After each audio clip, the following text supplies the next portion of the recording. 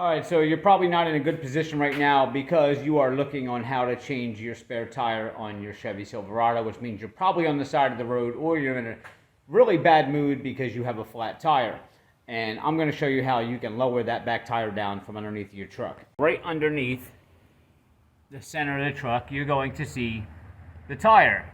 Now, to get that down, it comes with a toolkit with 4 pieces in it. One's going to be a lug nut wrench with a little square in the center of it. And I'll show you how to get this down if you don't have this lug nut wrench. But you're also going to have these pieces here. Now if you look, one of them has a little ball with a spring on the end. Alright, and that basically, they interlock. You'll see the little hole in this one where you push this in and slide that down into there. Okay, now that's locked in. Now the end that's going to go into your truck, next to your license plate here, there's a little flap. You just want to pull that open, and there's a hole right there. Alright, so what you want to do is you want this end here that's open. Alright, not this end. You want this end that's open. Alright, that's going to feed right down into the hole. And just turn it a couple times with your hand so you feel it slide on and lock in to where you can't turn it anymore. Now you take your lug wrench with the square, and that's where you put it on here. And as you're turning that, you're going to see your tire. See that? It's starting to come down. In the event you don't have this lug wrench, okay, which you pretty much need that to get your lugs off your truck anyway, but if you don't have that, you can take a 1/2-inch wrench. Put the 1/2-inch wrench on here, and you can turn with that also to lower it. If you don't have a 1/2-inch wrench, maybe an adjustable or a pair of pliers, you can put on the end of this to turn it. We're going to use this, and I'm going to lower this tire down real fast.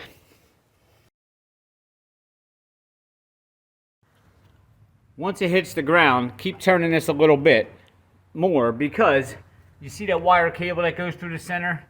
That's still attached to your rim, and you're going to want some extra slack in a minute, and I'll show you why.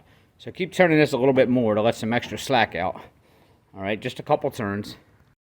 Now you're going to have to lay on the ground, and I don't know how I'm going to do this with 2 hands, but you're going to have to pick up on this tire, and let me see, tilt this camera a little bit.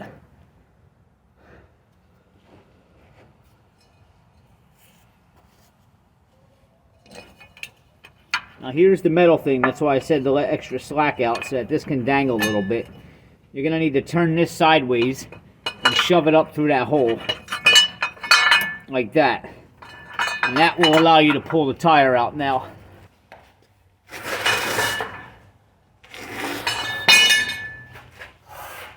Now, keep in mind, and a lot of people make this mistake when they're on the side of the road, is they get the tire out, they're happy, and they put the tire back on, they take the bad tire off, they throw it in the back of the truck, and what they forget to do is this. See? The metal cable's still hanging there. And a lot of people will just drive off and forget that that's hanging. So what you need to do, you need to crank this back up to the right and get that thing up in the air so it's not dragging on the ground. Or if you got a zip tie or something to tie it up there, if you're having a problem getting this back up, you don't want to drive down the road like that, because this will be hitting the ground. This is metal. It will break off, go through somebody's windshield, and you'll end up hurting or possibly killing somebody. And that is how you get the tire down on a Chevy Silverado 2015. This one is, but it works for a lot of GMC trucks, a lot of other trucks, and a lot of other cars. It's the same concept. So if this helped you, please hit subscribe below, give me a thumbs up, and I'll see you next time.